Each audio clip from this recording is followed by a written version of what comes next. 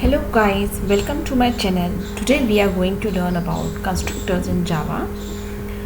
Constructors in Java is very important topic, but before that I would like you all to please like and subscribe my channel and my videos also. Now let's cover the first topic related to this, that basically the constructor, it is a type of a method and it is the same name as a class. If you are writing as a class name as for example A, the constructor name will also be a. Okay, it initializes an object immediately upon the creation. As soon as the constructor is defined, it is automatically called after the object is created. You don't need to call it. Like in method, you have to call it giving dot operator. You don't have to do that. As soon as you declare it, you create an object through new operator, it will be called. It does not have a return value in the methods. If you remember, we have to always return a value. In this, you don't even have to return a void value. It is already declared public by default, even if you write or don't write. Okay, so basically, if we are talking about the constructors, it basically initializes an object immediately upon the creation. Okay,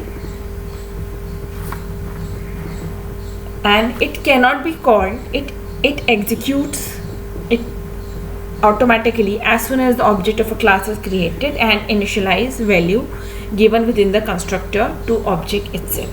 Let us cover the purpose. It creates an instance of a class and to initialize the object a legal initial value for a class. Okay, let me show a small example through which you will understand how to write a constructor.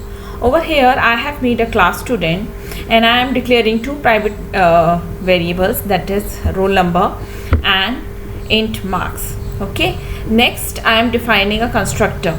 Now I told you already, the constructor is by default defined as public. Even if you write on public or you don't write on public, it is considered as public. So over here I am writing public and you can see it returns student followed by the parenthesis. So this part is a constructor. I already told you in the very first slide that the class name and the constructor name are same, and in this we initialize the value. So I just wrote roll number equal to 0 and marks is equal to 0.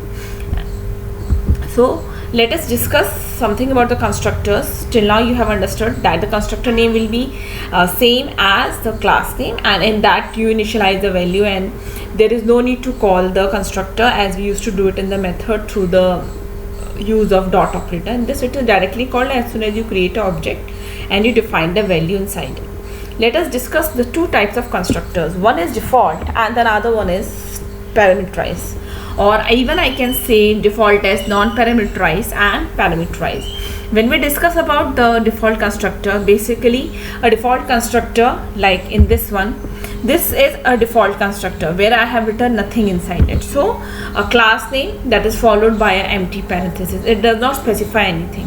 It does not even declare any variables. No arguments are there. It initializes the data members by a dummy value.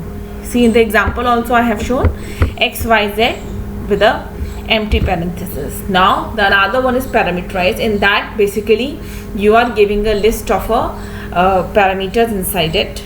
Okay, so over here I have shown one small example. Like I have made a class XYZ and I have declared a variable I and another variable as float j.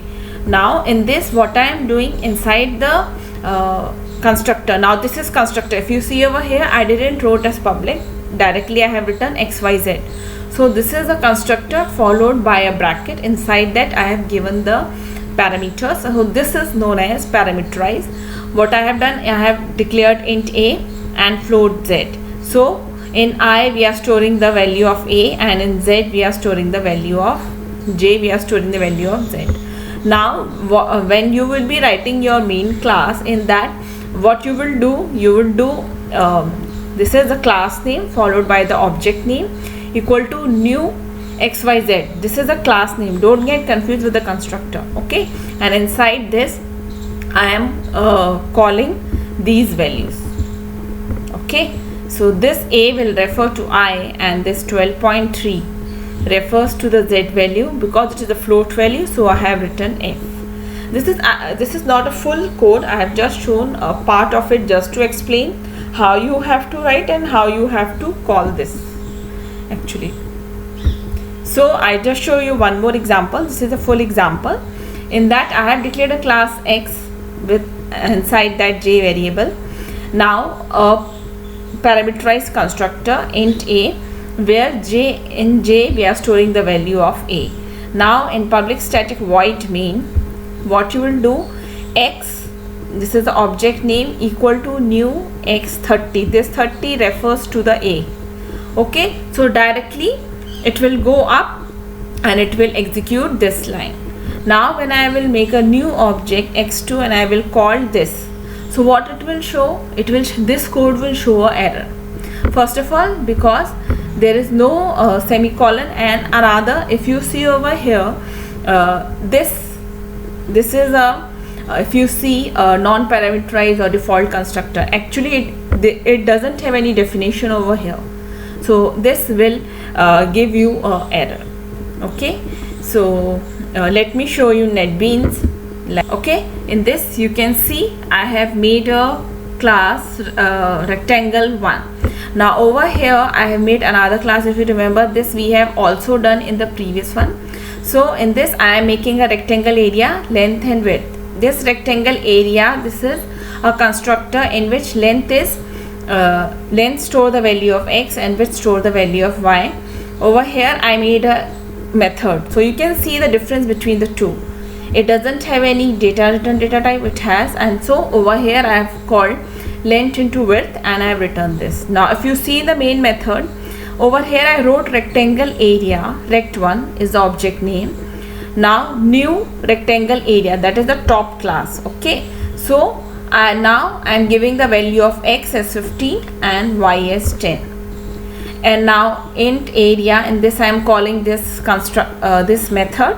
So this line will be called, and length and width 15 and 10, it's already being initialized in this constructor, and so now I am printing the value.